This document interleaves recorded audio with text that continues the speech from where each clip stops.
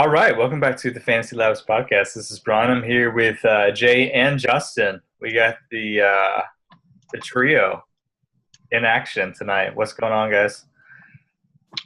Good. I'm doing good, Bryan. I feel like we just had like 7 pods, so I'm all Yeah, you guys missed, we've been talking on this for 3 hours before, just talking Draymond Green. I love Draymond Green.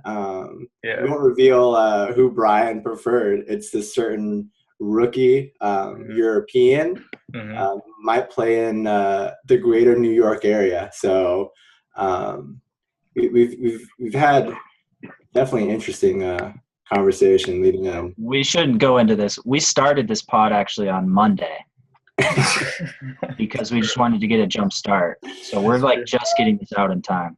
It's true. Yes. So it's not even Tuesday night anymore. It's technically Wednesday morning, but we're doing the pod and we're going over the Wednesday slate. Wednesday being what is the date of that? December 30th. Yeah. So we're gonna go over the slate. It's 10 games. We'll jump into it and try to keep it short. We'll do the best we can. So let's get into it. Brooklyn at Orlando is the first game we'll talk about. Over-under that I have here. Where is it? 199 total, and Orlando is 7.5-point favorites. And Justin, I'll kick to you for injury news and everything like that. Yeah, so no injuries on the Nets. They're at 95.8 implied, which is the second lowest that we have so far. That we only have implied for about half the teams for on tomorrow's slate, but they're the second lowest. I'll toss it to you, Jay.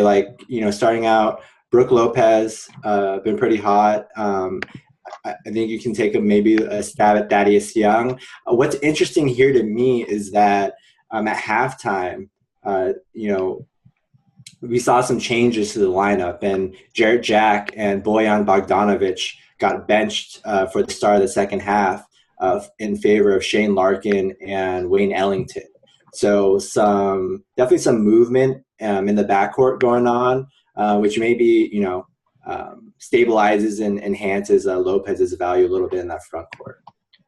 Yeah, Lopez and Thad are the main two guys I'm really looking at this team. I think a lot of Jarrett Jack's value recently that we saw, were two things. He was underpriced and Shane Larkin was out with a concussion. So this kind of worked out well for him. With the unclarity of Larkin starting or whatnot, I think really cash-wise, you're not really looking at anyone in this game. I like Brook Lopez. I think 7K is a pretty solid price for him too as well. And he'll get his looks, and he's been playing really well. So he's a guy I like the most. And then, Thaddeus is more than capable of having big games. And, this isn't a bad matchup at all for him. But the Magic overall, they play a slow pace. They're a good defensive team. So I think it's pretty safe to write off, given the kind of backcourt wing. You're not really looking at anyone too strongly, that it comes down to Thad and Brook Lopez for mostly tournaments. And I guess Brook for cash at 7K isn't horrible. So you said no one in cash for this game. Did you just mean Brooklyn side? Yeah, I'm sorry. I meant team. It's been a long last 4 hours talking about Draymond. Yeah, true. Agreed there. I think you're right. These guys are really just all tournament plays. That Brook are being the top two. I'm fine with Jarrett Jack if you want to, in tournaments, think that he's going to have reduced ownership because people are worried about. I'm not really that worried about his minutes. I agree. That's wrong. He's fine for tournaments too. I think you lump those big three in there. And as far as Ellington, he hit 7 of 9 threes last game. So that's point chasing. I certainly don't expect to happen again. And it's point chasing. Yeah, and Jarrett Jack, he's put up numbers. Even though he got benched, he played, and so he only got 30 minutes, which I know is still fairly solid. And he still put up 35 DK points. So it's not like he was awful. His upside. And maybe some we'll tie that into let's start talking Orlando a little bit with them. Alfred Payton being questionable with 2 sprained ankles.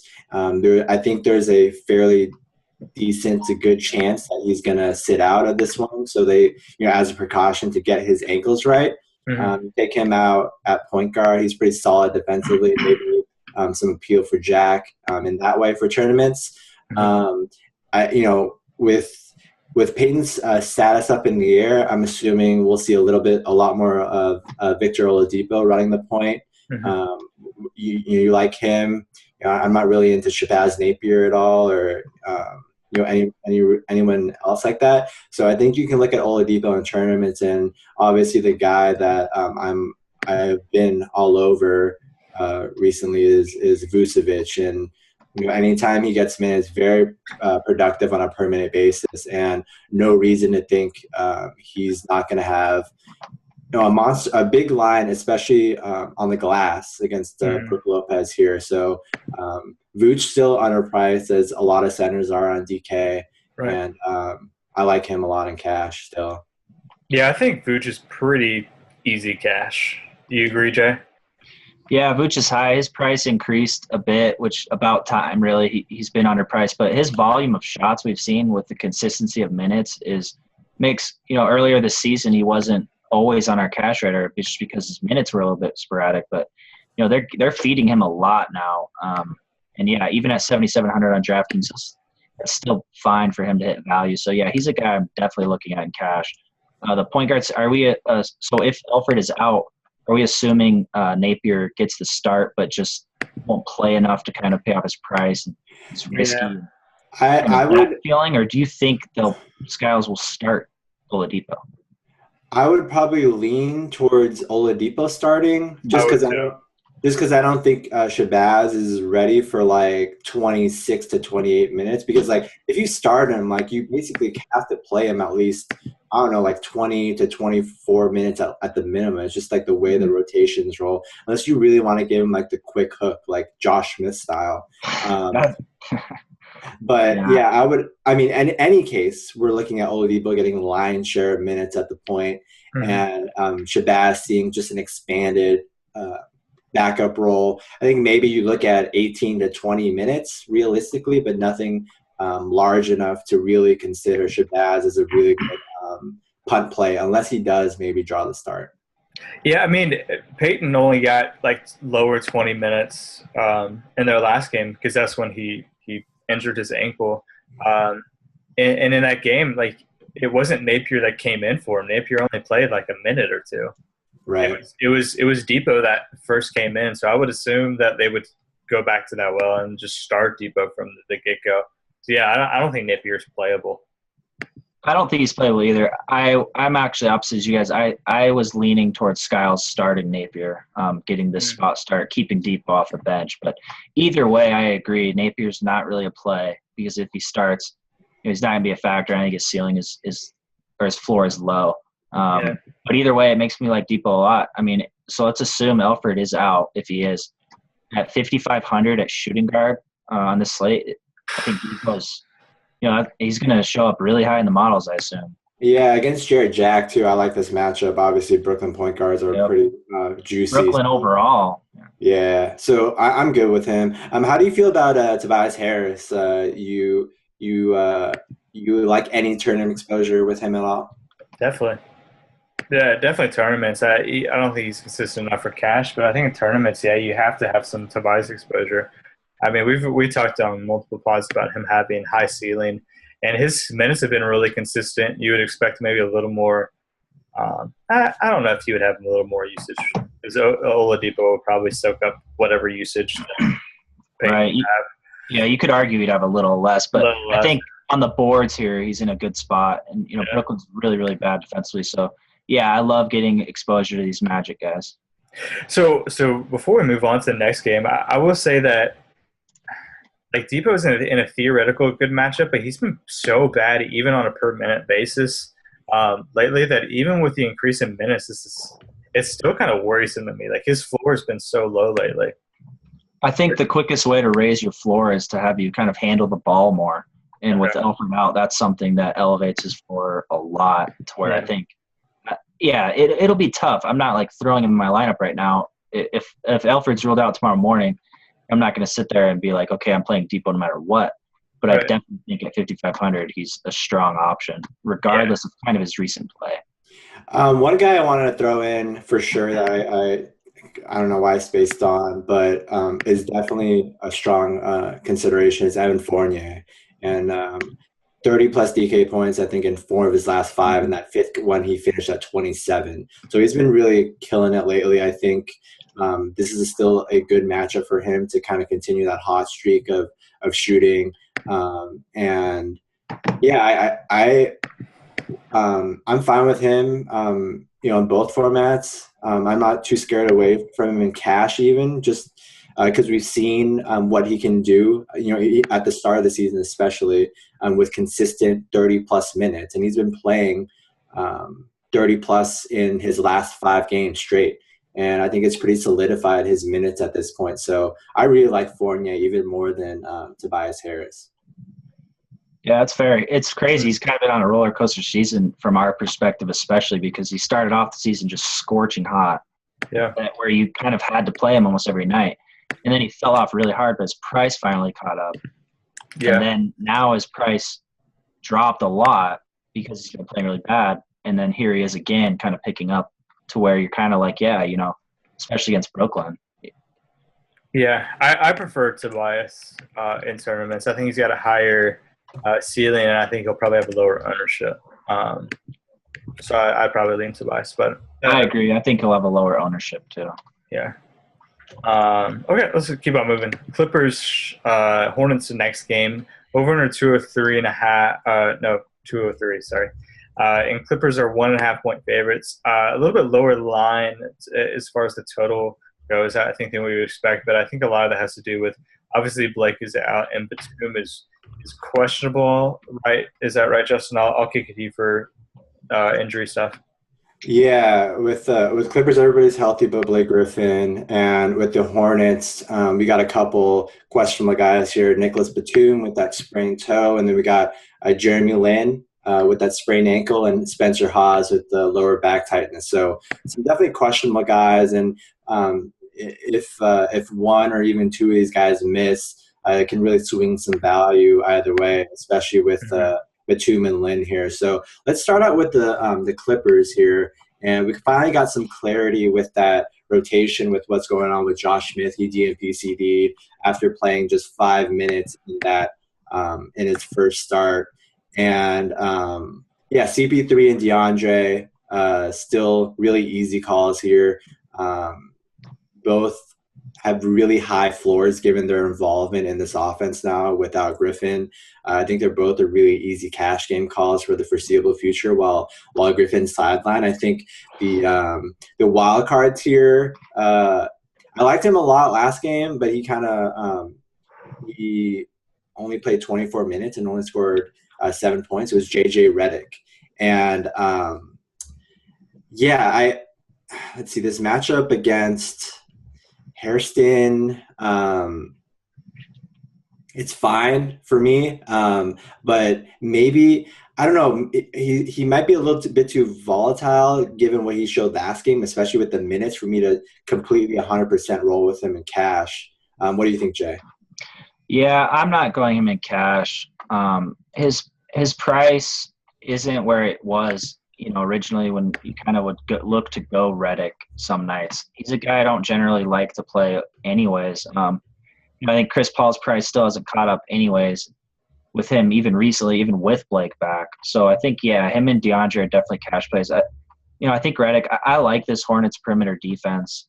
It's not a spot I want to kind of target Redick with his 3-point shooting, but for tournaments, I like it. I think it's an interesting spot because you have Blake's absence, and Redick has historically done well without Blake, with an increased amount of shots, not necessarily an increased usage or anything, or minutes-wise, I should say. But, I like him in this spot, especially with kind of the zeros on offense that they employ as well.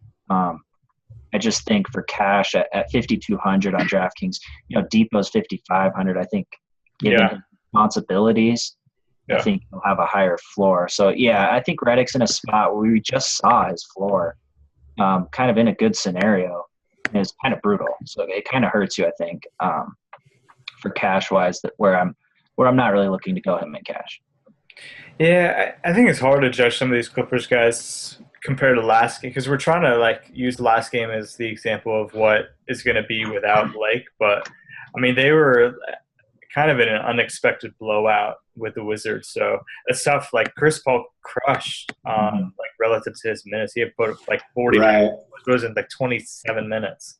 Right. We should qualify that for sure. Like CP3 only played 27, DeAndre played 28, and JJ Redick played 24. So that 24 looks a lot lower than it actually should have been. And what actually happened was really frustrating that this Clippers bench came in and just blew out the Wizards bench, which never happens. Yeah. Cole Aldrich. Yeah, Cole Aldrich doing his trying to keep it with Boban over there, but right. Yeah, I agree with you that Reddit, this Hornets perimeter defense is kind of middle of the pack in terms of 3 points allowed. I think they're 15th or something in threes allowed, and like similarly in 3-point percentage allowed too. So like I said, the matchup is kind of neutral, but I think Jay's point still kind of stands, that we kind of saw a look at Redick's floor, and a guy who's so shooting and scoring and 3-point dependent. If he has an off game and not a lot of peripheral stats to fall back on, can hurt you. Yeah, and I think if Alfred's out, then that kind of takes the choice from you. Just play Depot if you're in that dilemma where you're trying to go Depot or Redick. On the other side, I think it's interesting. Obviously, if Batum is out, it makes Kemba Walker really interesting. He had that huge game. He's played like 40-plus minutes in like the last 6, so just playing huge minutes, and I get the matchup against Chris is not that great, but I am a little worried about Chris's defense just because he's having such a burden on offense, especially with Blake out, that I don't think it's necessarily a bad matchup. So I actually kind of like Kemba a lot here in this matchup, even in cash. Yeah, we talked about this on our last pod. I was on John Wall when he went up against Chris Paul, even though traditionally not a good matchup both ways, because I just think that given this new situation with Chris having to do a lot more on offense, that we see a little bit of defensive slippage, and Kemba's, the floor is so high, especially with the minutes, like you mentioned. I thought I was really worried last game about his minutes potentially in a matchup against the Lakers. Obviously ended up being a little closer than I thought, but he played 42 minutes. Just playing just crazy minutes lately, that such security there that he is for sure in cash game consideration. Obviously not in tournaments. I think his ownership level would be higher than you kind of want it, especially coming off that 38-6-5 line against the Lakers. But yeah, I mean, this is definitely a good spot. Yeah, it is. I know we're on the Hornets side. I just wanted to say Redick is 4,600 on FanDuel, so 2 shooting guards there. I think you can give him a look in cash. Yeah. Yeah, with this Hornets side and even this game in general, it kind of I'm not in love with it really with these question marks. I think they'll play a really big role in how I treat this game. For example, if Batum's out, I think that puts a burden on Kemba that I don't think is really good. I think that we're looking, when Al was out, I think it was fine for Kemba getting increased. But now you look at the other guys on this team and what Batum means to them, that I think, it's hard to see this game being like super competitive if Batum is out. No, I agree. There's such thing as kind of negative usage. If you want, right? He won't. Yeah, the looks he'll be getting. But either way, yeah, and I agree with the Chris Paul matchup. I agree with that he's picking up more of a scoring load now. And, I'm not super scared of his individual defensive matchup here. It's more just kind of overall kind of reading the game flow and looking at who's going to be playing with Kemba if Batum's out, obviously. We have who's all, like if Lynn's out, Kemba's locked for huge minutes, which he kind of already is anyways. But, we have 2 guys who are questionable that have a big part of this team. So let's talk about the implications if one or both of Batum and Lynn miss, because this team is a little depth challenge, we'll say, when it comes to DFS. And I'm not sure I'm on Jeremy Lamb at all. I'm definitely not on PJ Hairston. I think, he has these like big spurts where he'll like put up like 12 points in like 10 minutes and just do absolutely nothing with no supporting stats for the rest of the game. So what's the level of interest in, if at all, in any of these supporting guys, Lamb, PJ Hairston, Marvin Williams, if one or both of Batum and Lin are out? Yeah, so, I mean, I think Lamb is definitely intriguing. We have Hairston who's already playing big minutes. If Batum is out, Lamb's not a guy I'm looking at cash.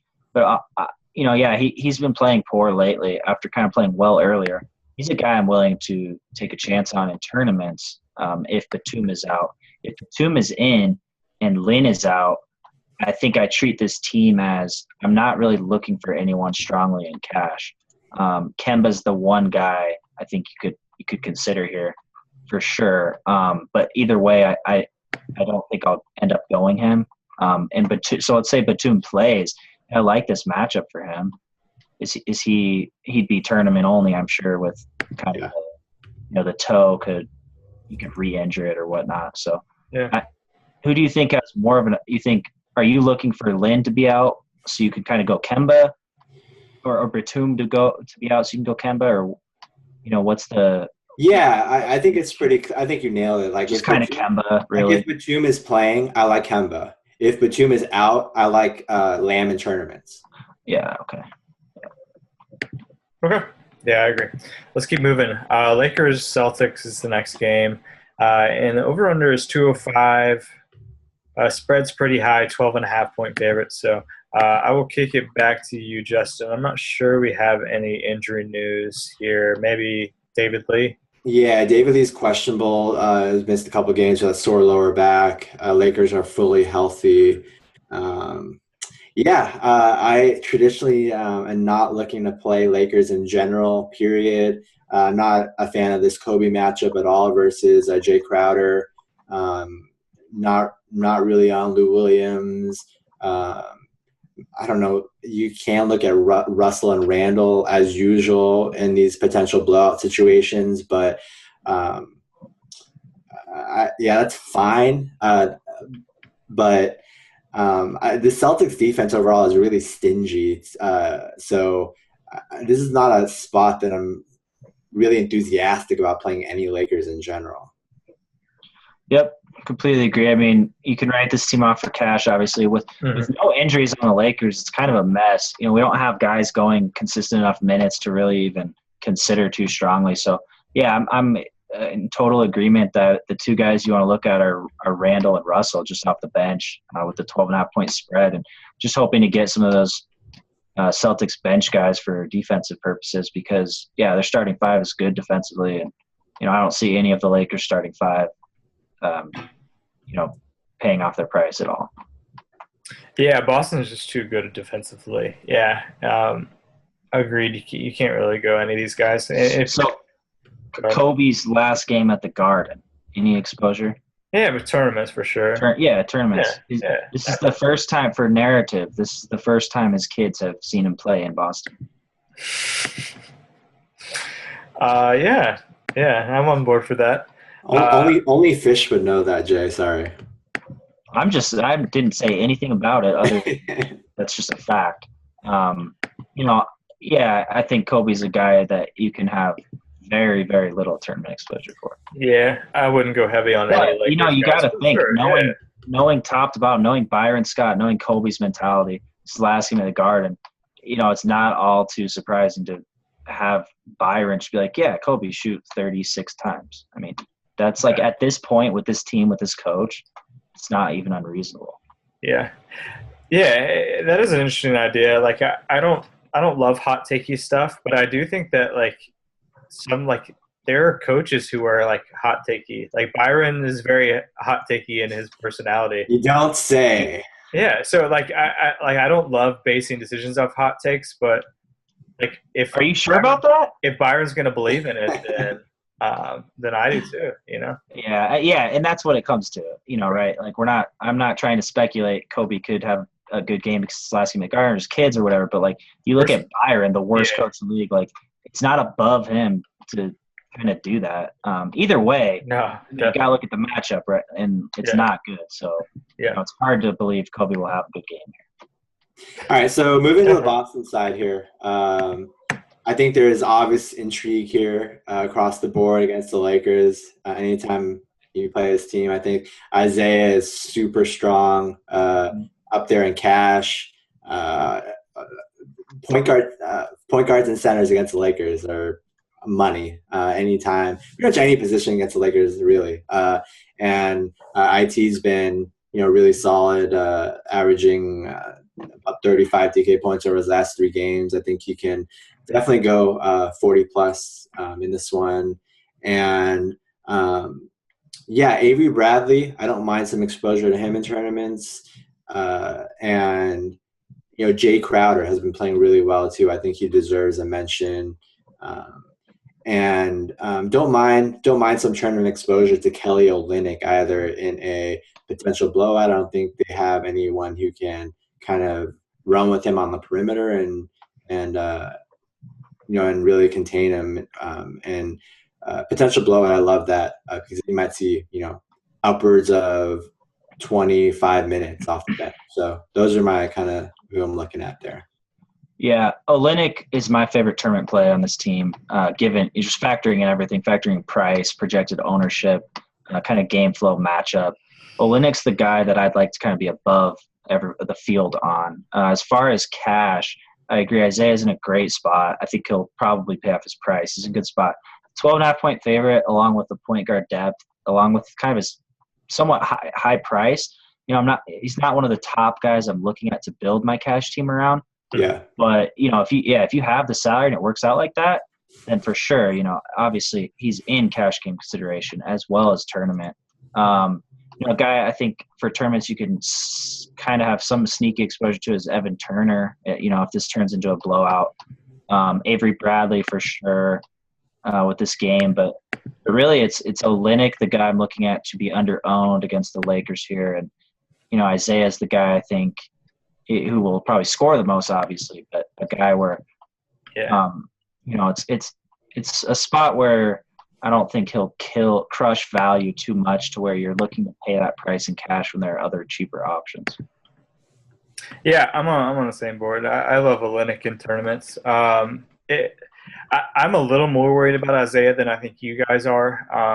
The spread's really high, and I'm just worried about that in cash games. And I think there's some other options, like, we'll get to Ish in a little bit. But so I think you kind of mentioned that when you were saying that he's not the best point guard option, but he's fine if you end up, especially on DK where you're going, you can get 3 point guards if you need to. But and Crowder, I like Crowder too. I think he's playing really well, but he's 6,200 now on DraftKings. So that's kind of it's not cheap or anything by any means. So I think you can have some tournament exposure to him, but he's a guy I'm not looking at too strong in cash, even though he's more of kind of a cash player with his, somewhat limited ceiling.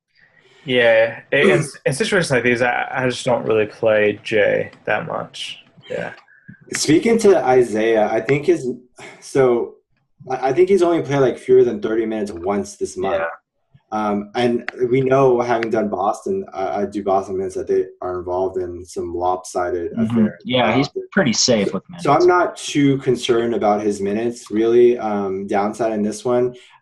Plus, Marcus Smart is still going to be on a minutes restriction. He only played 12 minutes in his debut. I think he's probably going to play like 16 to 18 in this one. And he's basically just taking like RJ Hunter's minutes. So I'm not as worried about the blow-up potential in this one, maybe, as you are, Brian. Okay. Yeah, that's fair.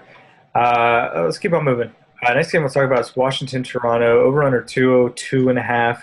Toronto 6-point favorites. And I'll kick it back to you, Justin, if you have any news. Yeah, we have a lot of news for the Wizards who continue to be – What's new? Yeah, to continue to be a skeleton crew. So Bradley Beal, Nene, Drew Gooden, all ruled out already. Obviously, Gary Neal is out as well. So, I think this team from the story is the same with this team. It's kind of – you have a top two in John Wall and Marcin Gortat, who will do the majority of the he'll have involvement in pretty much every play when they're on the floor. And we have some tournament plays as well on this team. I think Otto Porter came through big last game, played 33 minutes, finally came off the bench, but I think he'll start for sure this game over Kelly Oubre. I think the whole point of bringing off the bench is to kind of ease him in minutes wise, and him playing 33 kind of got that out of the way. So I don't mind some Porter in tournaments, and yeah, that's about it for this team. I think Temple's way too volatile. We saw his floor last game, and I don't think you can totally trust him even with Neal out. Yeah, I'm off Temple for sure. I mean, he played 39 minutes last game and did nothing, and that's just kind of how he is, unless he's handling the ball a lot more, which he's not. So really, yeah, it's the big two, Wall and Gortat. And I don't mind Wall in this spot, really. He's been doing a lot with this team so thin that his floor has been really high. Again, I don't think he's a guy I'm looking at with the point guard depth and kind of some of these little bit cheaper plays here. I definitely like him in tournaments due to his upside. And, yeah, I didn't know. Yeah, Otto and Oubre, I knew that change was coming. But, yeah, either way, I think they somewhat cancel each other out in terms of cash.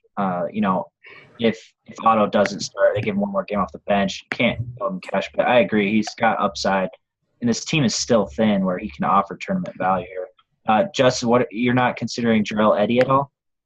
Yeah, we got like 3 Jarrell Eddy questions on our NBA Twitter account, which is weird. He's knocking them down. I think last I checked, among like all players, he was like top 10 in PR or something like that. Yeah, no, for sure. I mean, we got so many mentions on him. I thought there was like a D-League DFS site that I didn't know about, because I'd be all over that.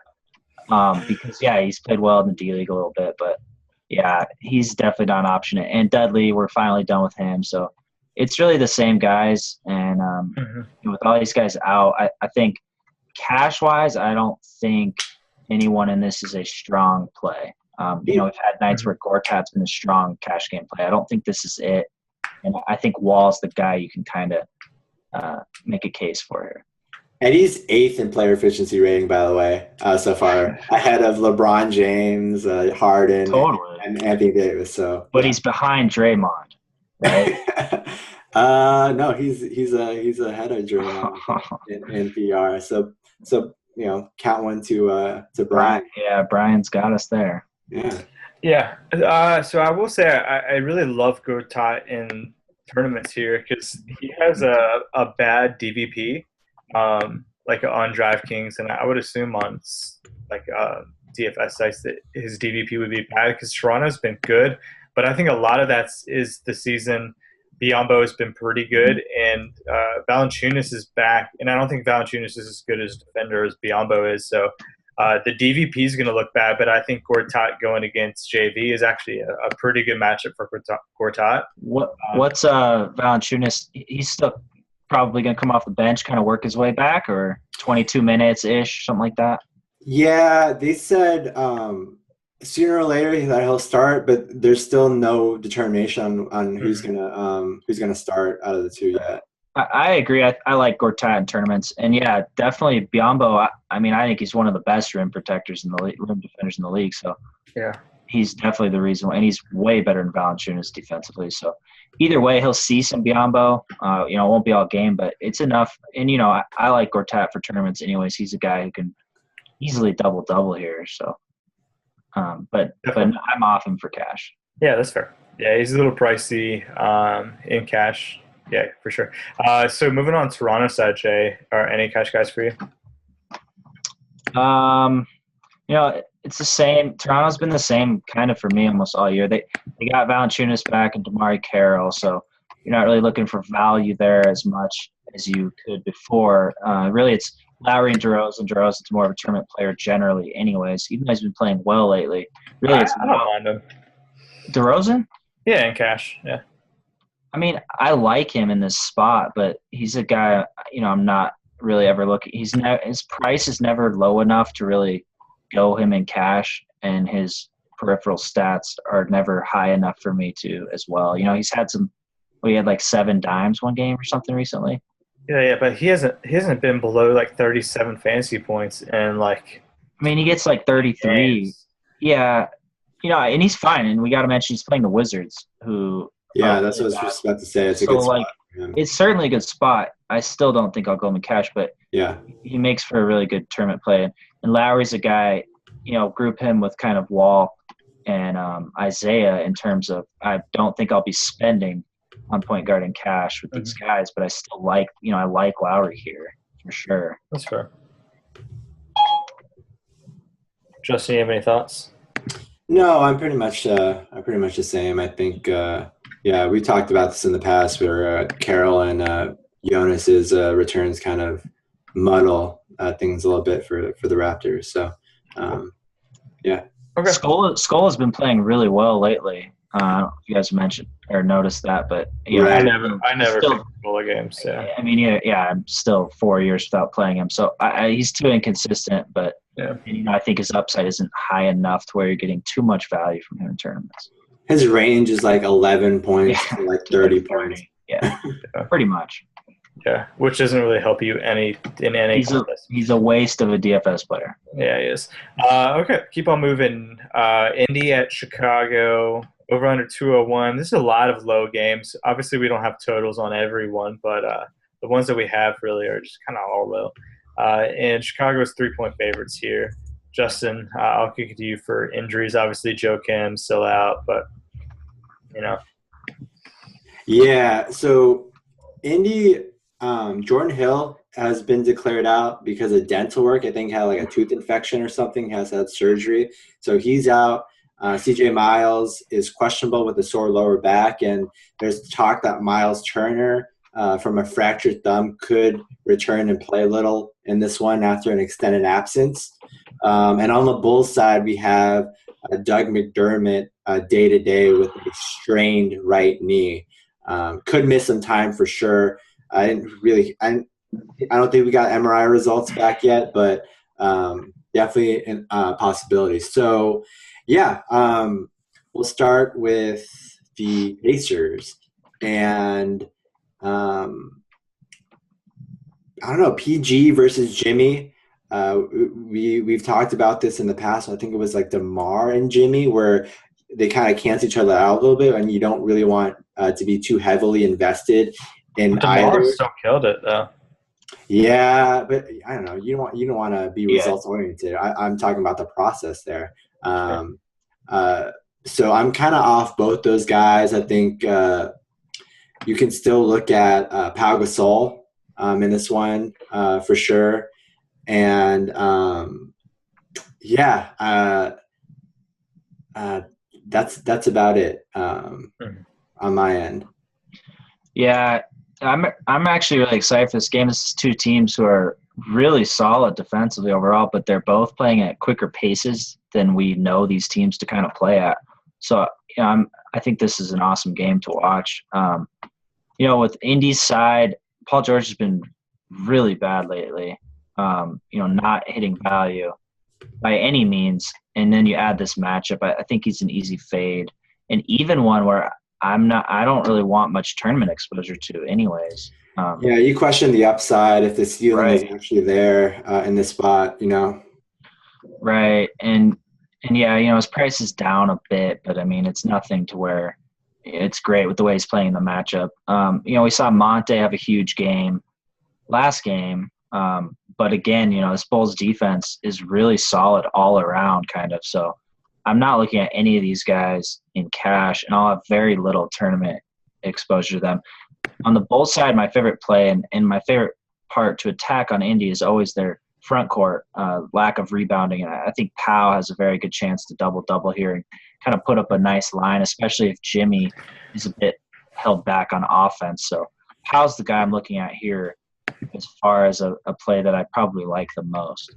Let's talk about some injury stuff. I think Jordan Hill being out can make for some value for both Jan Mahimni and Lavoy Allen potentially. And maybe you can look at CJ Miles as well in some tournaments because I think he'll probably have to play a little bit more at small forward with PG at the 4. So you think any of these guys – I mean, I know that injury will cut minutes and add minutes elsewhere, but, I mean, Lavoy Allen can never really add too much to where he's in consideration. Do you think it kind of boosts any – I mean, Solomon Hill will maybe see more minutes, I'm assuming. If Paul George kind of plays more at the 4, Solomon might play more at the 3. Yeah, I think the guy you might want to look at is Mahimni. Mahimni, because he put up 35 DK points in his last matchup against the Bulls. He went for 15 and 9 with 4 assists, a steal, and a block. So I think he's definitely sneaky. And we've talked about how this Bulls team has kind of struggled in the past with rebounding a little bit.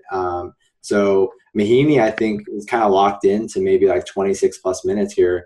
And yeah, I kind of like him as a sneaky play. I think. Yeah, and he'll be under owned. Yeah, I agree. He's a great tournament play. Cheap too. Yeah, I agree with all that. I will say that I still am on Paul George. I get that he's been struggling, and I don't necessarily agree that, like, I don't think his ceiling is too low. Like, we know what his ceiling is. Like, he's not hitting it, but I don't think that really changes his ceiling. We know what sort of player he is, and eventually he's going to get back there. Like, it's not like he became a bad player. So, like, if you want to minimize your exposure because you don't really believe that it's going to be this game, that's fine. But I don't think it should be a complete fake because I think that his ceiling's still there. Yeah, I'm just more talking to this matchup. Yeah, theoretically, I agree the ceiling's there. He put up 45 and a half DK points the last time they played, so he did win this matchup. I'm just talking about right now, given his form, what I think is realistic, his range. That's fair. Yeah. You know, and I agree though, like, he's definitely obviously capable. He's put up, I don't know, like 70 DK points before. So yeah, and his price just keeps on coming down low. So like that's just a situation. Like, it's really nice to get a guy like that at that price, especially in tournaments. So let's keep on moving. Real quick with the Bulls, I wanted to bring up Bobby Portis. What do you do with him? Let's say McDermott's out, has the guys' results back. We're looking at Nico Mirotic playing. He played 17 minutes last game. He's been horrible. You know, what do you do with Portis here? You guys. So, I'm seriously though. We have a guy who produces almost a point per minute. I mean, you're not gonna bring him up? Listen, what are your thoughts? He came out and said he agrees with Free Portis. Like, this is a dude. He's gonna be a legend one day. Like, you guys laugh, man. No, I don't mind. I don't mind some Bobby Portis. Basically, what I'm saying is his upside enough to where you can consider him in tournaments because he's too risky in cash. Yeah. Yeah, I mean, he put up 25 DK points in his last game, but we saw the floor. I mean, it just kind of depends where his minutes end up. He's shown like wild volatility with his minutes from game to game where you kind of don't know where it is. It's like his last 3 games have been 20, 10, and 27. It's been all over the place with the minutes. And right. I think especially if McDermott misses time and Nico has to play more at the 3, opening up more minutes for Bobby Portis in the front court, then I'm all about a little exposure at Bobby Portis at his price in tournaments. Okay, so I think I'm going to have a lot of exposure to Portis across the board due to Hoiberg repeatedly saying he's going to make more time for Portis. Let's move on to the next game. I'm done. I can't talk Portis with people like you guys. This is worse than the Draymond slander we went through for 4 hours. I will say this.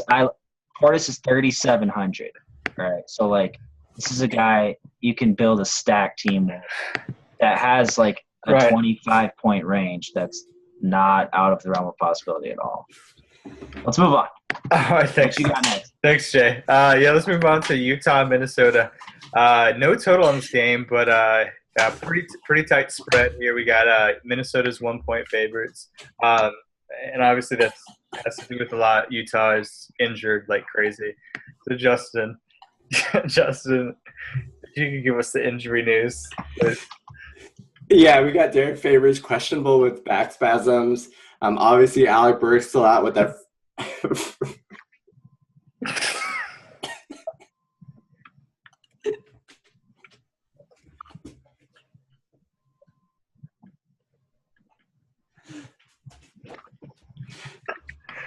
I thought Burks was out. Yeah, Burks is still out with that fractured fibula. Right. So I'm not even editing this. People are just gonna have to suffer through this. You're telling me a fractured fibula?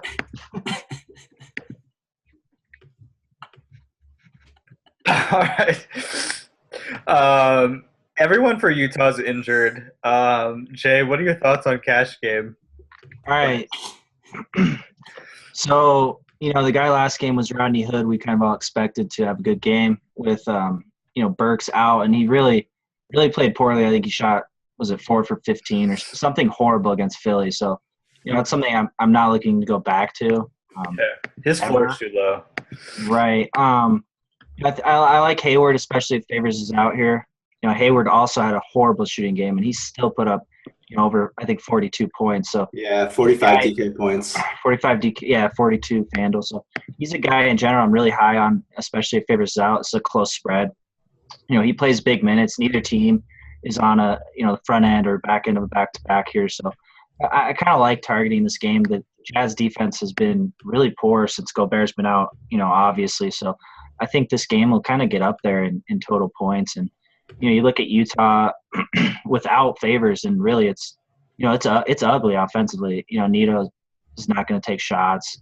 Lyles is not really going to put up many. Withy had a big game, but, you can't expect that to happen always. And obviously it's a much different matchup than his double-double versus Philly. So, the guys I look at here are Hayward and Cash. Hood I don't think is horrible. I think it's important to kind of get away from that recent bias and kind of look at his total shots that he had.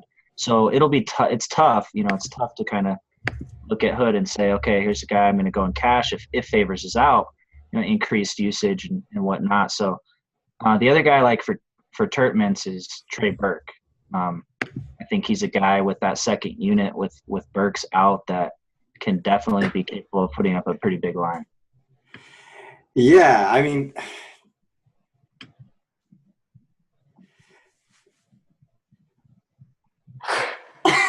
Are you caught up on like Jeff Withy or what? All right, Justin is out of this conversation. Are you back, Justin? Yeah. All right. So, yeah, this team is tricky, definitely in the interior, because I don't love this spot for Favors against Karl-Anthony Towns. So Hayward really is the only play for me here, and I do agree with you completely on Rodney Hood. I know he's super frustrating, especially with the foul trouble, but theoretically, I mean, if he can play 30 to 32 minutes, even what he has recently, I don't think that's ridiculously out of the realm of yeah. I mean, we probably saw his floor last game, right?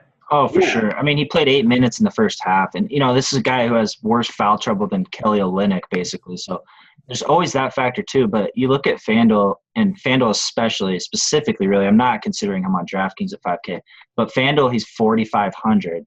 Yeah. You got to start 2. So that's shooting guard, yeah. Yeah, and I'm saying this in terms of if Favors is out, I will take a hard look at Hood here. If Favors is in, which I hope he is, so I don't have to consider Hood. Just I don't like playing him. Mm-hmm. But facts involved. This is a guy who took a lot of shots and should see a lot of minutes here. Are you on Favors at all in tournaments? If if he plays, I think you can go tournaments. But yeah, obviously for cash, with his back especially is worrisome. Yeah. For a big man, and then the matchup really. So yeah. But yeah, I think he deserves some exposure in this game. If he's in. So if he's out, really the biggest thing. So Yeah, Hayward's. If he's out, Hayward cash. If he's in, Hayward's price isn't fantastic or anything to where you have to go him in cash. Yeah. Especially DraftKings where you can get away with playing just one small forward here. So I don't think that has to be Hayward. If Favors is out, though, I think on FanDuel at 7,600, I think Hayward has a really high floor, as we just saw him shoot really poor against Philly, and he's still value. Yeah, agreed. And then on the other side, I think Favors, if he's out, really affects one guy who I would love in the slate. He would be a top 5 guy for me is Towns. Yeah, we had our last pod when they played the Spurs, and I was itching to play him there. I think he still did pretty well against the Spurs. Considering Duncan being out definitely helped in that regard. I didn't have to deal with him, but yeah, Towns has been playing big minutes lately, and especially at Favors, I love the spot for him. And I'm not quite sure his ownership is going to be there too. So I think you can look at him in tournaments too. So good with him in both cash and tournaments, especially if Favors is out. Yeah, I think he'll carry a relatively low ownership. He's in that price range to where I don't think a lot of people will be jumping at him with DeAndre there and Vucevic not too much more. So I think those guys kind of are ahead of him. So yeah, I agree. I think he can best be utilized in tournaments here for sure. Favors is out. Cool. Yeah. So any interest in any of these other guys, Jang or Wiggins? Rubio. Rubio's been playing big minutes. I like this matchup. You look at Favors being out, I think opens up a lot with kind of the pick and roll here. So Rubio's a guy playing big minutes here that in this game, Jazz defensively are just really not the same lately. So I think he absolutely deserves tournament exposure. Yeah, Wiggins has been really cold for a while now. I think he had 29.5 last game, but he's been like below 25 for quite a few games. I don't think he's a guy that I want really any exposure to here. And I think like in this month, he's only exceeded 35 DK points once. So he had that one huge game, 32 right against the Kings, which is expected. But like otherwise, he's been very quiet for the most part. I'll kick it back to you, Zombie Bryan, and we can move on to this Warriors game.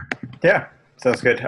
So next game is Warriors at Mavericks, and finally got a pretty high over under here. It's 212, which is pretty significantly the highest of the slates, 7 or 8 points higher than anyone else of the lines we have so far.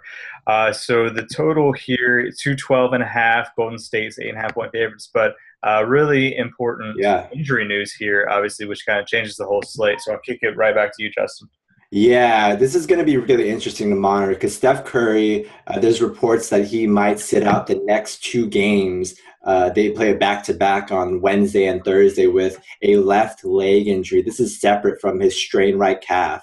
And given how this team is in the standings and how they really don't need to be risking anything at this point, I think the possibility is very strong that Steph sits this one out and sits out on Thursday as well. There's really nothing to be gained. And we saw him aggravate his calf injury last game too. So you pair that with everything going on, and we'll go with this game as if Steph isn't going to play. Draymond Green probable with a sprained ankle. Festus Ezeli, Swag Ezeli, game time decision with a sore left foot. All right, so if assuming Steph doesn't play, I think Livingston is going to be one of the most highly owned guys on the slate. He's going to play huge minutes because it's basically him and Ian Clark at the point with some Klay Thompson, some point Iggy thrown in. So Livingston, pretty easy cash, I think, at his price. He's going to have to do a little bit more shooting. Obviously, have his hand in assists as well. So definitely one of the best bargain plays of the slate if Steph is out. And I love Draymond Green as well. I think he has very, very strong triple-double potential in this one, a very high usage. And yeah, those are my two. And I think I'm probably on the side of fading Klay Thompson a little bit more. I think he'll get more shots for sure, but the quality of those looks might definitely go down without Steph there to attract attention away from him. So that's kind of where I stand on this team. Yeah, I mean, you nailed it. I think Klay is an interesting spot here. A lot of people, I think, are just automatically going to jump to the conclusion that with Curry out, Klay will, take 10 more shots or whatever. But you got to, think about the quality of these shots, and kind of Klay's not like inability to create his own shot, but just kind of that he lives with the screens and whatnot and finding open looks kind of. So he's at a price, at a position I think you can find value at that he's not necessary. I still like him overall on this slate and this matchup. And, with Curry out, I do think he'll score a lot. Draymond's a guy that, I think will be huge, triple-double, kind of, a great cash game play. And obviously, assuming Curry is out, if we go that route, then Livingston is a really easy cash play. And he's a guy I think, are you comfortable fading him in tournaments, like, completely? Just kind of knowing that they like point Iggy, Draymond kind of bringing it up that Livingston not really going to have a super high ceiling here. And if you add in the 65-70% ownership, you kind of want to maybe stack to load up on 2-point guards. I think it makes sense. I think it makes sense to where because you pair with the ownership, and Livingston isn't a guy that's been like a super like permanent producer for DFS purposes. I think like he and Iggy are both like a lot better in real life than they are in DFS, especially Iguodala. And I think he can have 16 and 5 game or something where he beats his value obviously at that price, but he isn't crushing it to where like you're really behind in tournaments because you don't have him, Yeah, and that's why I think tournaments you can, go way under the field. You're going to need to be contrarian, obviously, and I think that's a perfect spot to kind of look. And look at a guy who's going to be 70% owned who doesn't have a super high ceiling or anything. And it's not going to kill you to fade a 70% owned guy in that spot. Yeah, and I think fade Klay as well. He just has no peripheral stats. So even if you think that he's like the usage bump that he would get is all scoring. Like it's not playmaking, it's not anything else. So like even if he scores, like you say he's a lock for 25 points, like you're getting like that means he's a lock for 27 fantasy points. Like that's not really helping you that much. So I think you're right. In tournaments, those are pretty solid fades. With Livingston being a lock and cash, I'm probably just fading Klay altogether. What do you think about your man crush, Draymond Green? Are you fading him in all tournaments and cash? Yeah, I think you do have to have some pretty heavy exposure to Draymond because I do think that he'll probably see a lot of like the playmaking usage that like we would maybe expect out of Klay or a normal shooting guard. I think a lot of that will go to Dre. So I do think that you have some exposure at 9-3, especially since he's kind of injured himself, and I think there are better options. I don't think he's like a must in cash.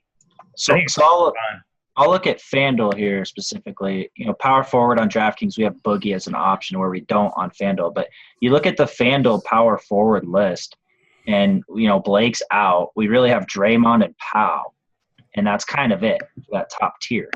Right. So Draymond's a guy I'm looking to kind of jump the field and pay for his high floor and his insane ceiling. I'm going to try to get him on this slate in my cash game lineup on FanDuel. Knowing that high floor and knowing that the drop-off kind of after Powell is steep. Yeah, I think, the question would be, on FanDuel, what do you have to get to? I think Nerlens is a pretty easy and I agree. I like Nerlens too. Only if Okafor is out, I think. Right. And then, after that, it's like, I'd like Okafor to be out, maybe go Nerlens and Draymond in my power. Yeah, I like that a lot, Jay. You're getting a really, really high floor here with Draymond. Right, and then you get the ceiling that you don't quite get with Powell, because Powell doesn't give you those assists on the level that Draymond will. Yeah, he's the best point guard in the league. All right, let's keep on moving. Phoenix, San Antonio is the next game we'll talk about. 196. So obviously the low point total that we kind of come to expect from a San Antonio game. Over under is really, really big here because of the Bledsoe injury, and Phoenix is kind of dealing with all these injuries here. 14.5. So I'll kick it to you, Justin. Obviously, we've had now a couple games to try to figure out the Bledsoe stuff. Yeah, and we kind of were on fade. We have one game, so far. So okay, we were on fade Brandon Knight last game. He ended up with 29.3 DK points, which was obviously a good spot, good result to fade. And we talked about. I don't obviously like him again in this spot. I'm not going to test him against the Spurs. Just bad idea. And then Devin Booker. What about him? His first two full-time starts against the Cavs with Shumpert, and now the Spurs with Danny Green. Like, really tough way to get acquainted and get started. So I'm pretty much off most, if all, Suns in this spot.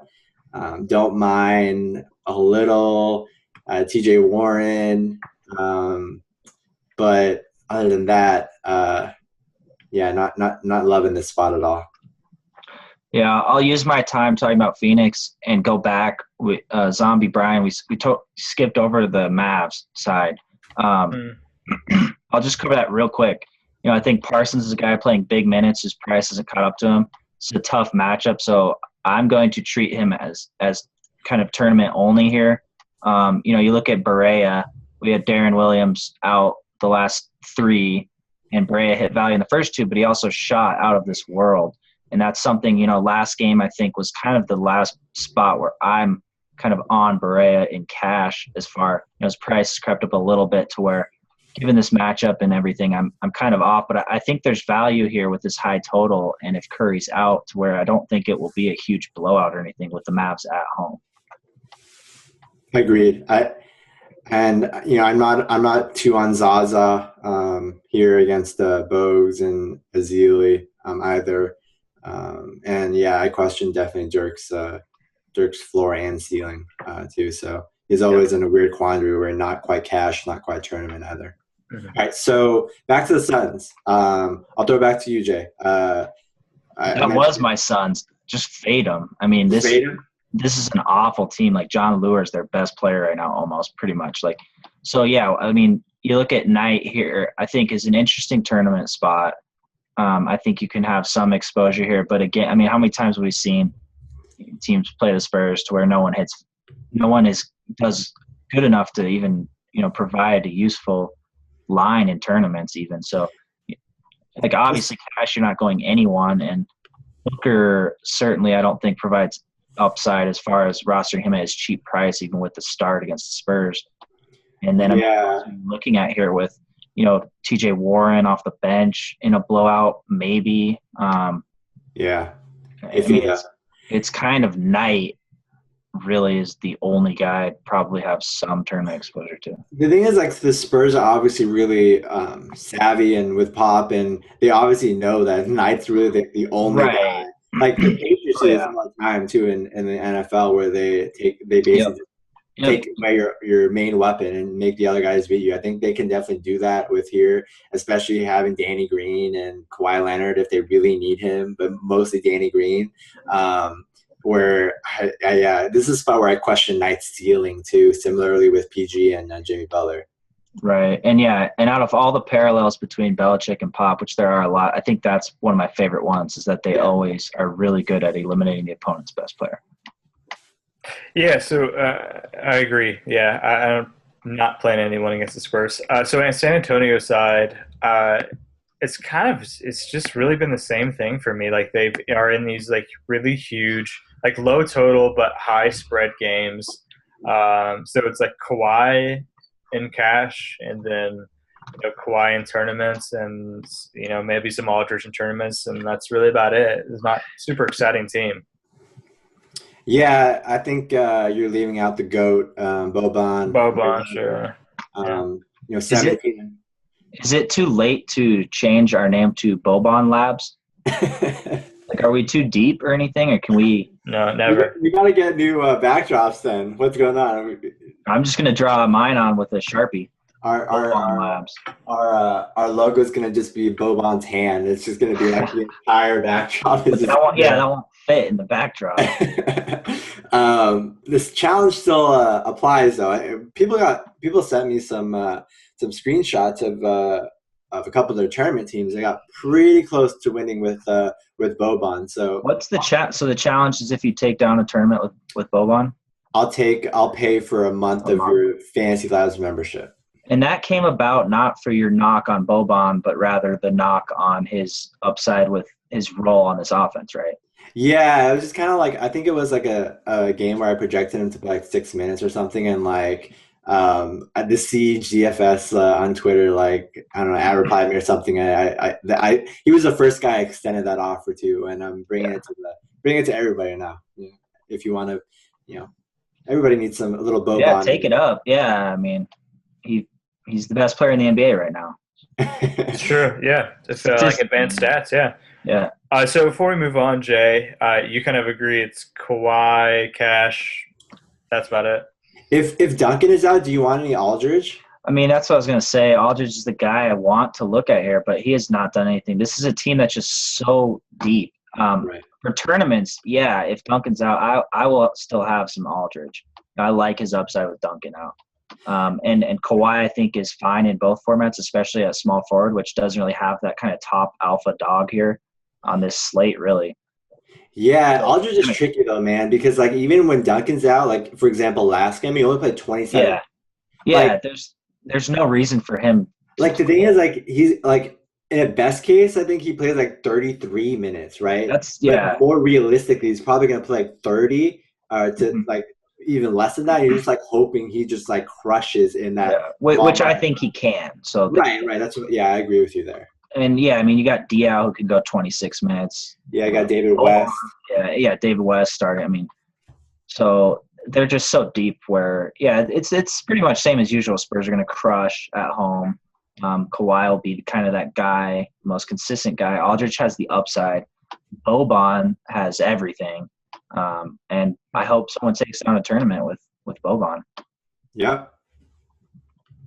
All right, cool. All right, let's keep on moving. We got two games left. Denver, Portland's the next game. And these last two games, we don't have lines on currently. Big part of it is because of injuries. So kick it back to Justin. Yeah, with the Nuggets' second leg of a back-to-back, they just played the Cavs on Tuesday and road back-to-back. Not a great spot. And I think we're still assuming that Moutier and Gallinari are all but officially out at this point. I think Malone said that they might miss another week at least. So pretty much assuming that both those guys are out. I think I'm only looking at one to three guys here. Obviously, the first guy being Will Barton, just crushing value consistently. Put up 43.3 DK points on Tuesday in a tougher matchup against the Cavs. I'm not too worried about this spot with the Blazers coming up. So I like him as usual. I think he'll be up there among the better cash game players of the slate. And I think you could still look in the front court here with Joffrey Laverne and Nikola Jokic at their respective prices. I think they still are some of the best bargains at their positions. Yeah, I agree. I like both, Joff and Jokic a lot in tournaments. Barton, I'm looking through and I think they've had 2 road back-to-backs already, like in the last week. And Barton's played, 35 minutes in both of those. So I think if you're concerned about anyone on the Nuggets, he's a guy you shouldn't really be concerned about on the road back-to-back here. They're giving him a lot of minutes, and he's obviously getting a high volume. So I like his floor. I like this matchup, this game. I think he's definitely an option here. And really, yeah, it's him, and then either Jokic or Joff in tournaments. And Reed? Yeah, I was gonna say I love this matchup for Reed. It's more of just a minutes thing with him, as it usually is. So yeah, I think you can limit your exposure to him in tournaments, but definitely I think have some due to this matchup. Yeah, I agree with all that. And then moving over to the Portland side, McCollum just crushed. I mean, 75 DraftKings points. This is a decent game. Yeah. So is he cash for you, Jay? Well, Damian Lillard's questionable. Let's say that. Yeah. So the plantar fasciitis and it sounded like kind of positive, but he said he was pain free. Right. So I would think that it's more likely he plays than doesn't. You think? I'm the opposite. Okay. I'm on team plantar fasciitis. Well, you were right the last time with who was it? And plantar fasciitis always wins. Always. It's true. So let's do a take on CJ with and without Dame. So without, I still obviously like him, but with the ball not in his hands, kind of improving his floor, I'm off him in cash if Lillard plays. It's interesting because this is the latest game of the night. So on FanDuel, this seems like it will be a game time decision for Lillard. He's going to go through warm-ups. And Stotts too. He can't wait to withhold Noah Vaughn as a starter. If you're treating this on FanDuel, I don't think you go McCollum here. Yeah, I don't think you can't touch him in FanDuel. Right. I'm sorry. Without risk. Yeah. In tournaments, absolutely. We've seen his upside. And I am on the side that I think Lillard's out, but that's not enough to go on in cash and say I'm playing McCollum if there's 40% chance Lillard plays in my mind. Tournament-wise, though, it does make me like McCollum a lot. McCollum's ownership in FanDuel tournaments is going to be really low because people are going to be scared to roster him with Dame potentially coming back, I think. And Clay. And his price. I mean, his price is high. Yeah. Yeah. So, he's a guy, by any chance that we know news on him in time, which I doubt it. Yeah. And you can consider McCollum strong in cash. And DraftKings is kind of the same way where it's like, are you going to save a spot for McCollum? Right. That's kind of tough. With the later game too, like the Sixers and the Kings too. So it's not like you have a game ripe of options where you can pivot really easily. I mean, it's a juicy game, but just breaking down each position, I agree. McCollum, that's something that I don't think it's necessarily worth it in cash to kind of be, waiting for that decision all night and kind of altering your lineup to where I think you want to go in and kind of build your lineup on things that you think have a great chance of playing out like that. Not necessarily it's 11 game slate too, and there are plenty of options you can look at as well. I mean, he's expensive. He's not a guy who's cheap, and I think his value takes a big hit if Lillard's back. Right. Okay. Cool. And then I guess finishing up, maybe some Crab exposure. His minutes have been fairly high, but that is mostly with Lillard out. So I think if Lillard's back in, you could limit that. We'll move on to last game, Philly at Sacramento. And again, no line here. It's either total or spread. We would assume it's probably going to be pretty high. Neither team is really great defensively. So I think it's a pretty interesting game to target for sure. And Justin, I'll kick to you for injuries/news. Yeah, Jahlil Okafor, game time decision with that sore right knee. And I think his availability has a direct impact on the viability of Nerlens Noel as a play. If Okafor is out again, I like Nerlens, especially in tournaments. We've talked about Nerlens in the past of him being a little bit too volatile for me to strongly consider him in cash. But I think he's on cash radar still because I kind of like this partnership that he has going with Ish Smith. And obviously Ish, I think, is chalk on the slate. I think he's probably top 3 play at the least at his price. And going to be in so many lineups just because I think this slate is a little lighter on strong bargain plays. So yeah, I don't mind an Ish Nerlens stack at all. I think they work well off each other and don't vulture each other's production too much. Yeah, Ish will definitely be chalk, as he should, most nights anyways. As far as anyone else on Philly, you're really only looking at Noel in terms of cash. I do like him a lot if Okafor's out, because that chemistry that we've seen proven over and over again with Ish and Noel, dating back to last year. So that's something that I think you can definitely take advantage here against a really, really bad defense and a team that plays at a fast pace. So, this total I think will be very, very high, especially compared to a lot of those ones earlier in the slate. So I think it's really important to have exposure to this game, whether it's cash or tournament. I think even Okafor deserves some tournament exposure in this game, given that he'll be really, really low owned here. What do you think, Bryan? Yeah, I agree with what you guys are saying. So if Ja is in, what do you guys think? I mean, then it's really just Ish, and I think you can still have Noel exposure. I actually still kind of like Nerlens exposure, because I don't think you're right. Like, what's giving Nerlens kind of revamped fantasy value isn't the fact that Ja is out. I mean, I guess that's partially it, but mostly it's just because of Ish, the fact that they're good. So that's not changing really when Okafor is in. The usage would go down a little bit, but Ish is still in and they're still starting together. So I still think he has upside there. And really low ownership. And his price is favorable too, Noel's.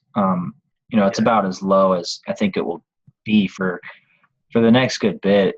Until it hits 10K, yeah, 15 or so. Yeah. Which Ish will be at soon too. Yeah, 20, yeah. And I'd still go him. Yeah. So the other side, obviously, the interesting part is that we don't really know the spread, and that's always something that we're wondering with the Philly side. I would assume that it'd actually be probably a little bit closer than we think. I think it'd actually be pretty close spread. So I think Boogie is really good here, obviously. Yeah, I wonder what the effect of his ejection recently will have on his ownership potentially, if people are scared off or a little feeling burned by him last game. So I think exposure in cash and tournaments is fine. Tournaments probably a little bit better for me here. Wow, Omri Caspi going toe-to-toe with Steph there in that second quarter, I believe. You mean Steph was going toe-to-toe with Omri? Right. That's true. I actually think Omri outscored Steph in that quarter. I think Omri had 21.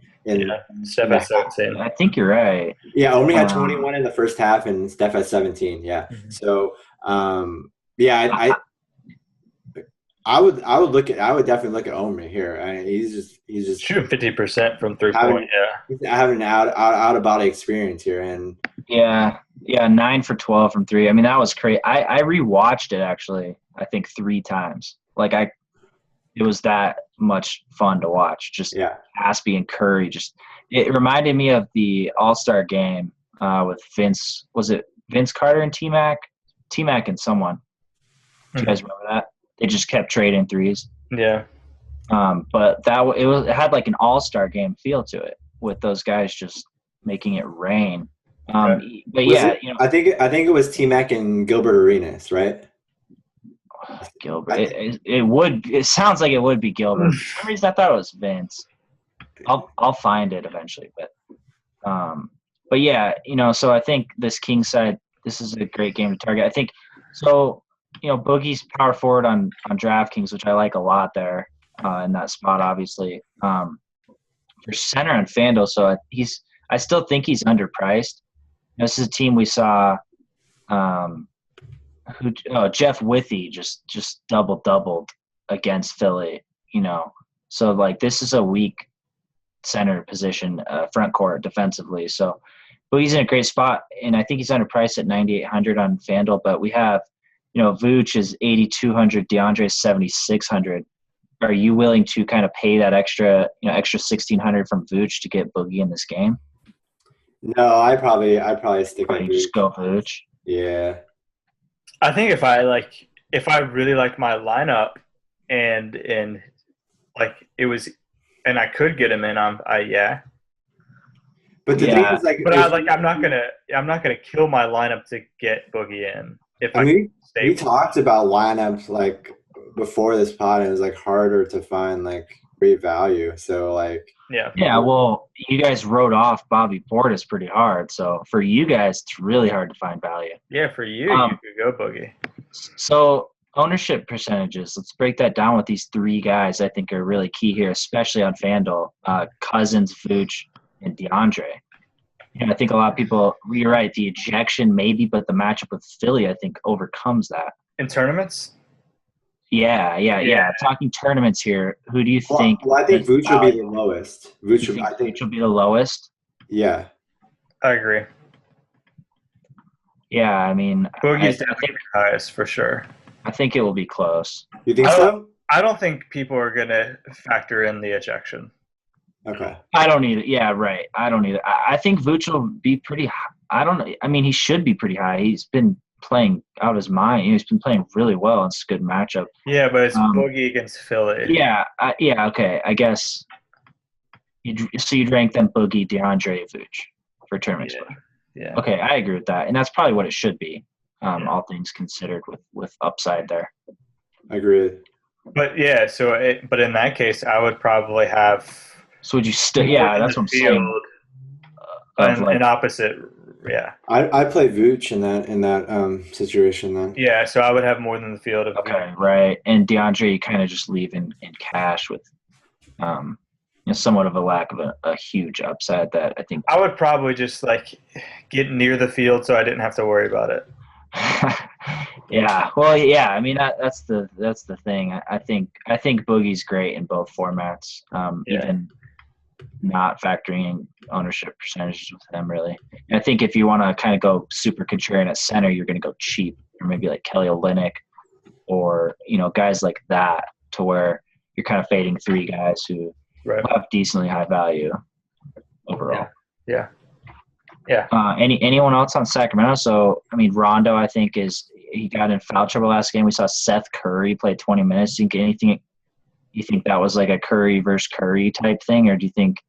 Yeah, Rondo had 3 fouls. Yeah, in 3 seconds. Right. He and Boogie didn't play the second quarter at all. Right, and Carlson had a huge game. And then things got kind of out of hand in the third quarter. I mean, and we had the whole Caspi show, which was just him. So it was an interesting game to look at, all things considered, with Caspi shooting his play, Boogie's ejection, Rondo's foul trouble, to where I think if people just look back to that last game, it'll kind of confuse them. But it's a game they're playing Philly, so I think Rondo's a guy I want some tournament exposure to. I do like stacking this game to gain a unique lineup, but still get access exposure to a lot of people. Ish, Nerlens, DeMarcus, Rondo, and Caspi. Yeah, Caspi or Gay, I guess, would be the kind of the guys. So there's no one else on Philly you can really even consider there. No. And if you did something like if you stacked 4 of those guys, that's going to be very unique. Yeah, and it's doable too, for sure. Yeah.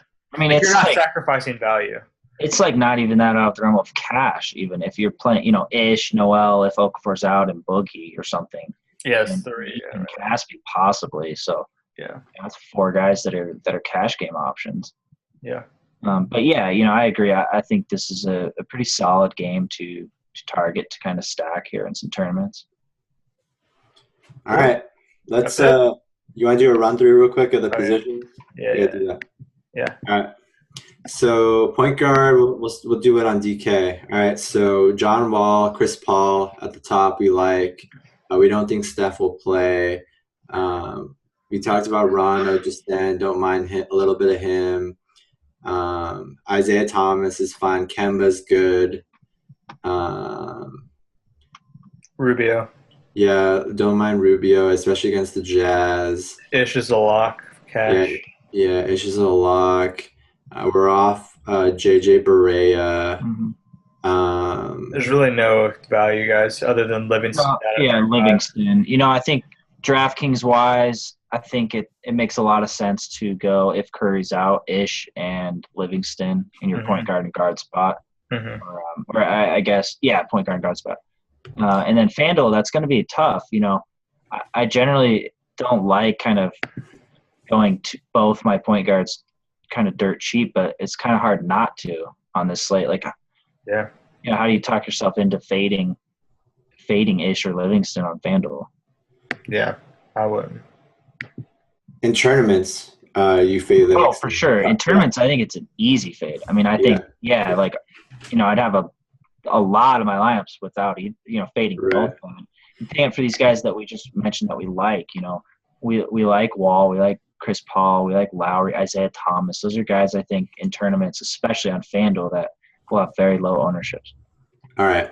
So let's move on to shooting guard here. We like CJ if Lillard's out, but it's a tricky quandary because we probably won't know until really late, way past lock. DeMar's okay. We like this spot for him. But Carroll's return kind of complicates things. Klay Thompson will be really popular, especially if Steph is out. I don't mind a piece of him, but probably a fade in tournaments. Will Barton is pretty easy at 7,100. I think he's one of the better cash game plays. Kobe, if you want to walk down narrative street with Jay.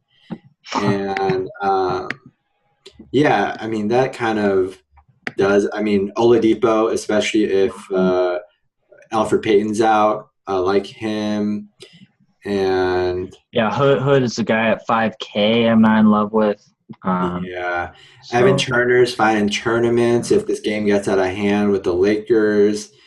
Let's see here.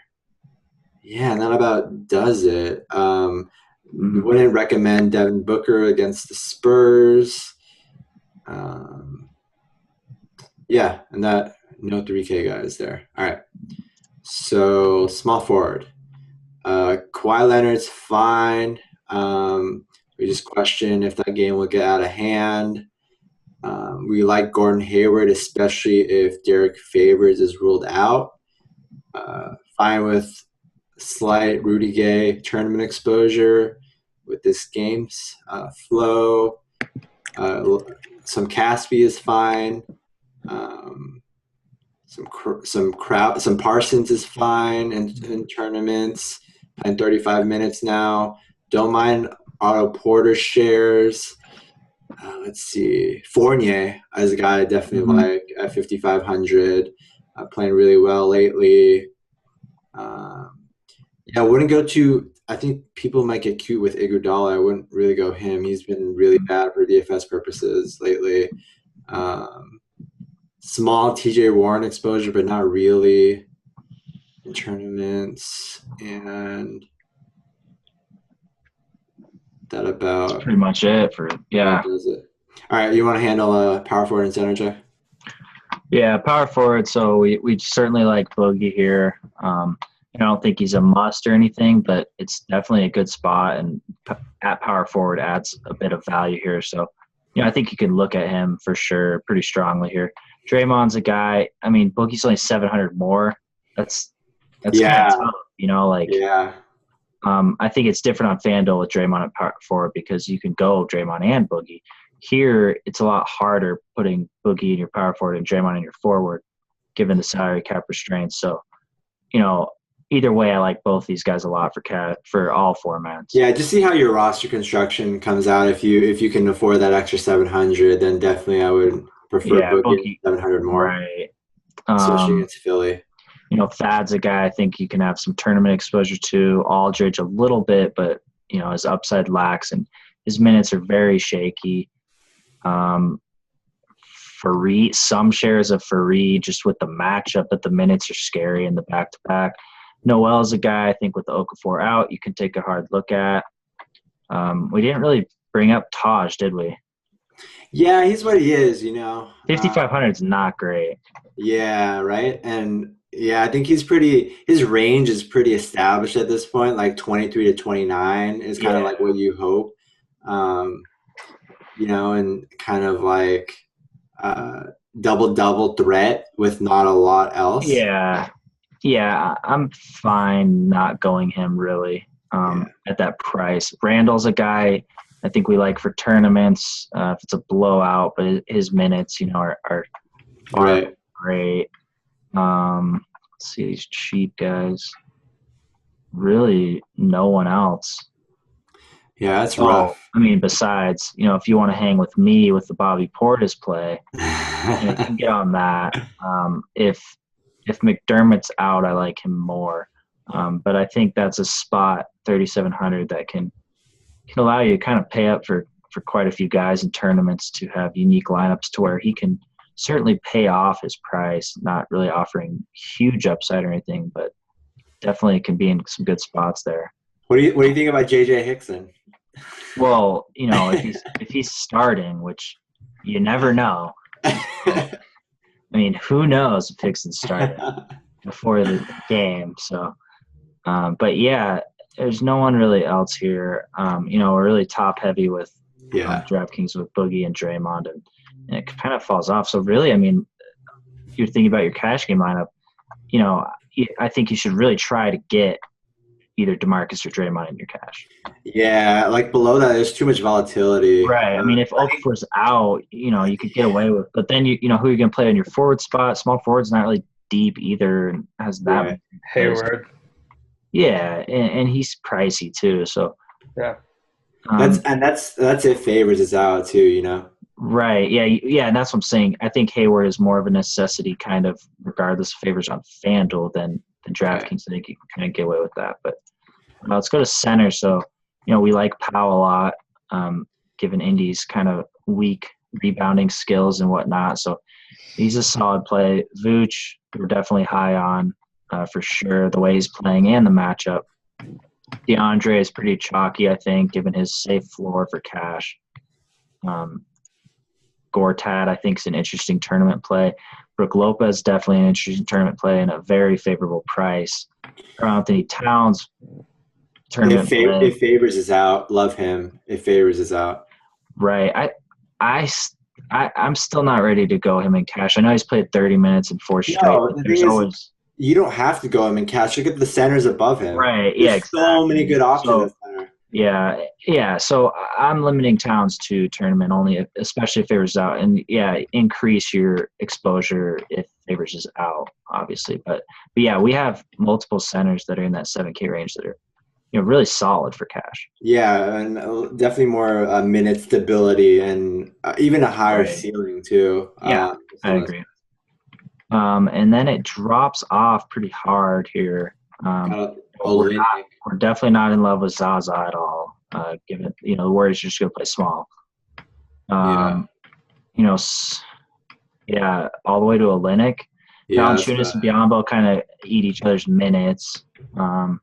Biyombo only played 18 minutes last game. So we can kind of they're both kind of in that 20-minute range to where you're not going to get much, I don't think, out of either. They're both going to play.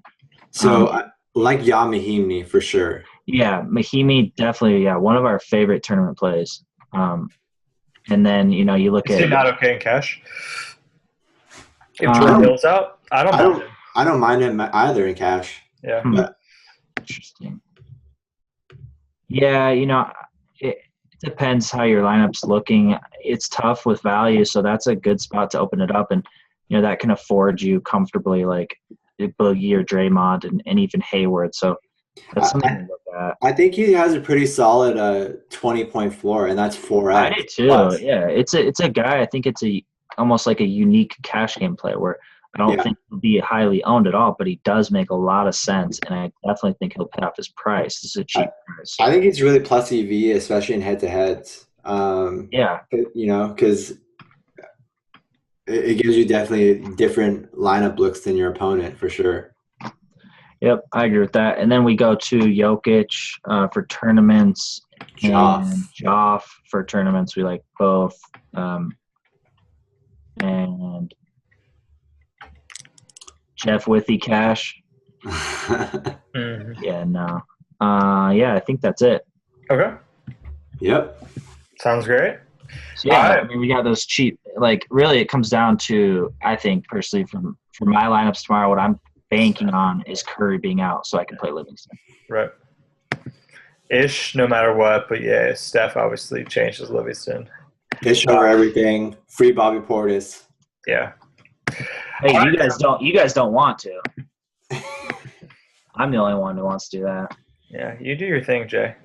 I'll free him. All right. Well, we'll end it there because it's really late here. It's everywhere. It's 2:30. It's 2:30 a.m. where Bryan is, I believe. It is. Because we literally waste like 3 to 4 hours before recording this pod talking just nonsense. Yeah. All right. So we'll end it there. Good luck in all of your cash games and tournaments and everything that you're playing. And we'll talk to you guys later this week.